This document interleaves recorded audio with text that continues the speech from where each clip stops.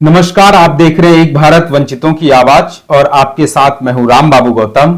Bharatiya Janata party की लोकसभा चुनाव के लिए प्रत्याशियों की पहली लिस्ट जारी हो गई है और उस पहली लिस्ट में भाजपा का चाल, चरित्र और चेहरा सब उजागर हो गया है।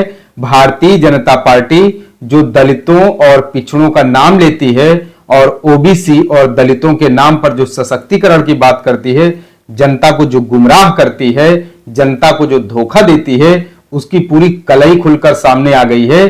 भारतीय जनता पार्टी की जो पहली लिस्ट आई है 195 प्रत्याशियों की, उसमें दलित और पिछड़ों का जो हक मारा गया है, जो हिस्सेदारी छीनी गई है, उसकी कहीं ना कहीं भारतीय जनता पार्टी की कथनी और करनी में अंतर साफ साफ दिखाई देता है।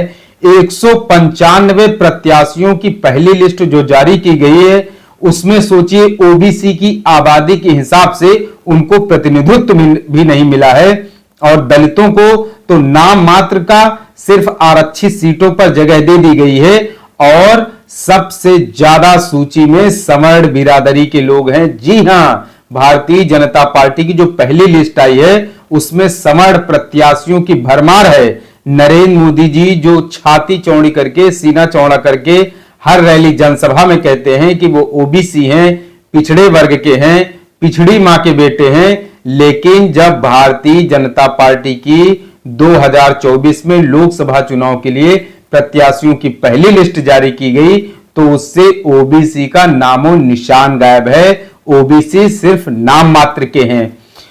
भारत में जो देश में माना जाता है कि ओबीसी की एक जो अनुपातिक जो उनका अनुपात है हिस्सेदारी में, जनसंख्या में करीब 50% के आसपास इस देश में ओबीसी की आबादी है, लेकिन 50% के लिहाज से उनको भारतीय जनता पार्टी में हिस्सेदारी नहीं मिली है। जी हां, ओबीसी का हक किसी और को दे दिया गया है, वो समर्ण प्रत्याशियों को दे दिया गया है। जो 195 की लिस्ट आई है उसमें से सिर्फ 27 जो है वो अनुसूचित जाति के कैंडिडेट हैं और जो अनुसूचित जनजाति के हैं उनको 18 सीटें दी गई हैं और ओबीसी को केवल 57 सीटें दी गई हैं। एससी, एसटी, ओबीसी मिला करके टोटल जो है वो 102 सीटें हो रही हैं।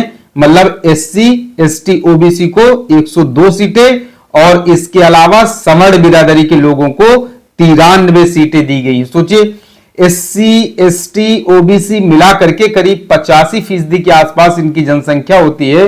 देश में 80% से ऊपर इनकी आबादी है, लेकिन जब भारतीय जनता पार्टी ने टिकट दिया इनको तो कितना, करीब 50% के आसपास, और 50% में उनको दिया गया जिनकी 10 से 15% के बीच में आबादी है। सोचिए, 195 प्रत्याशी हैं, उसमें से केवल 102 प्रत्याशी केवल एससी, एसटी, ओबीसी के हैं, बाकी 93 प्रत्याशी समर्ण बिरादरी के हैं। तो सोचिए भारतीय जनता पार्टी की कथनी में, करनी में कितना बड़ा अंतर है। दलित और पिछड़े वर्ग के जो लोग हैं वो भारतीय जनता पार्टी में दरी बिछाएं, पानी पिलाएं, टेलीफोन उठाएं, जय श्री राम के नारा लगाएं, रैली में इधर उधर दौड़ें, तंबू कनात लगाएं और उसके अलावा जो आयोजन होते हैं प्रेस कॉन्फ्रेंस में इधर उधर सब मैनेज करें, झंडा बैनर उठाएं, झंडा लगाएं, सब कुछ करें, भीड़ बने चुनाव में, रैली में हिस्सा लें, नारा लगाएं, लेकिन टिकट ना मांगे। अगर टिकट मांगोगे तो फिर क्या है, नाम कट जाएगा।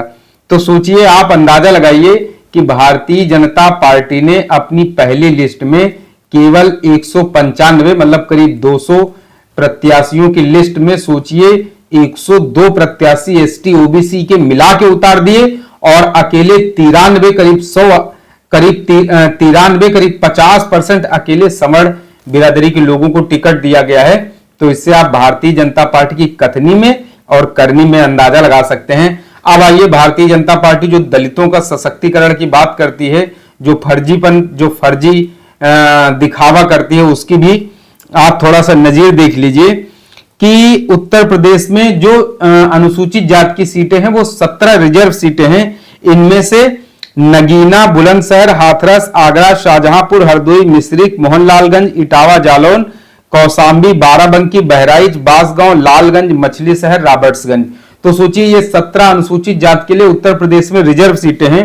इसमें नगीना से ओम प्रकाश को, बुलंदशहर से भोला सिंह को, आगरा से एसपी सिंह बघेल को, शाहजहांपुर से अरुण कुमार सागर को, हरदोई से जयप्रकाश रावत, मिश्रिक से अशोक कुमार रावत, मोहनलालगंज से कौशल किशोर, इटावा से रामशंकर कठेरिया, बाराबंकी से उपेंद्र रावत, बांसगांव से कमलेश पासवान, लालगंज से नीलम सोनकर, इनको प्रत्याशी बनाया गया है। मतलब जो अनुसूचित जाति के लिए 17 सीटें उत्तर प्रदेश में रिजर्व हैं, उनमें से 11 सीटों पर प्रत्याशी भारतीय जनता पार्टी ने उतार दिए हैं। अब दूसरी लिस्ट में जो आगे लिस्ट आएगी उसमें 6 और आ जाएंगे।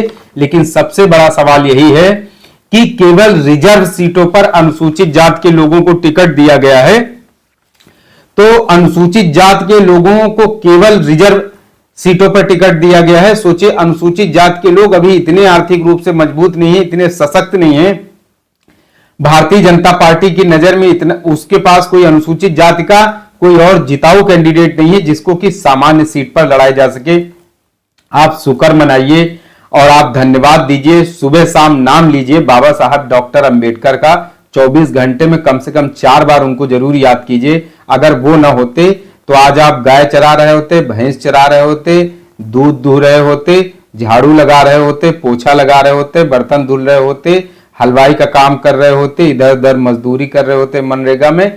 लेकिन आपको ये जो भाजपा की सरकार है, इस तरीके की सरकारों में आपको क्लर्क तक की भी नौकरी न मिलती अगर उस समय बाबा साहब उस युग में ना आए होते। सोचिए, जो संविधान में दलितों के लिए, अनुसूचित जातियों के लिए आरक्षित सीटें हैं, सोचिए सिर्फ उन सीटों पर प्रत्याशी उतारे जा रहे हैं। मतलब अनुसूचित जातियों को अलग से सामान्य सीटों पर टिकट तक नहीं दिया जा रहा है। और यही हाल नौकरियों में भी होता है। नौकरियों में भी दलितों, पिछड़ों का पूरा कोटा तक नहीं भरा जाता है। नॉट फाउंड सुटेबल तक का इस्तेमाल करके उनको किसी न किसी बहाने से साइडलाइन किया जाता है।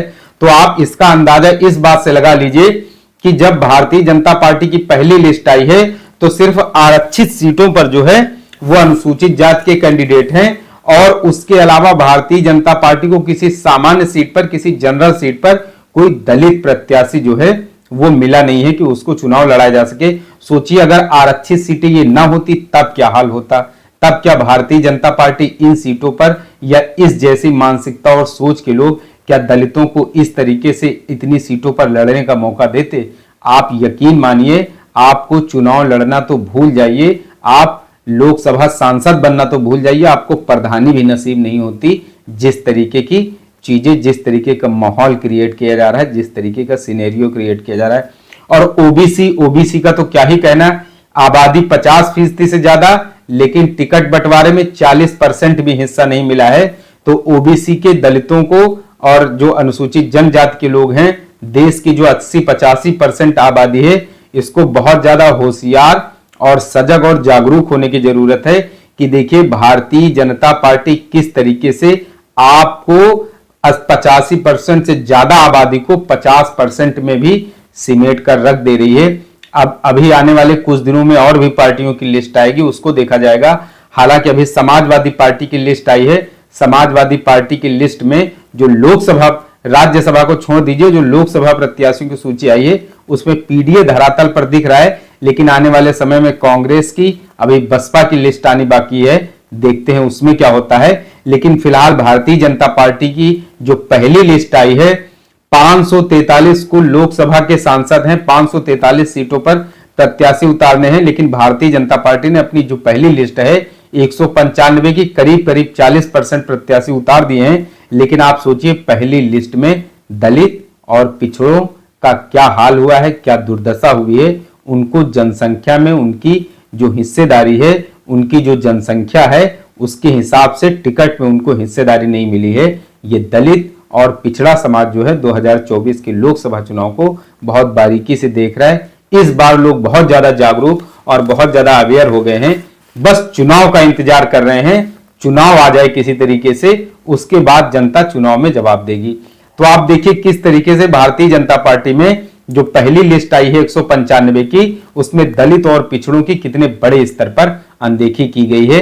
तो मित्रों, आपको ये विश्लेषण हमारा कैसा लगा, इसके बारे में आप हमें अपने सुझाव अपने कमेंट करके जरूर बताएं, जिससे कि इस तरीके की और भी स्टोरी आपके सामने लाई जा सके, जहां जहां पर दलितों और पिछड़ों की हकमारी हो रही है उनको खोज करके, उनको निकाल करके उनका विश्लेषण किया जा सके। आपसे अपील है, आपसे अनुरोध है कि आप एक भारत को शेयर और सब्सक्राइब भी करते रहें, जिससे कि शोषितों, पीड़ितों और वंचितों की आवाज को एक बड़ा मंच बनाया जा सके। धन्यवाद।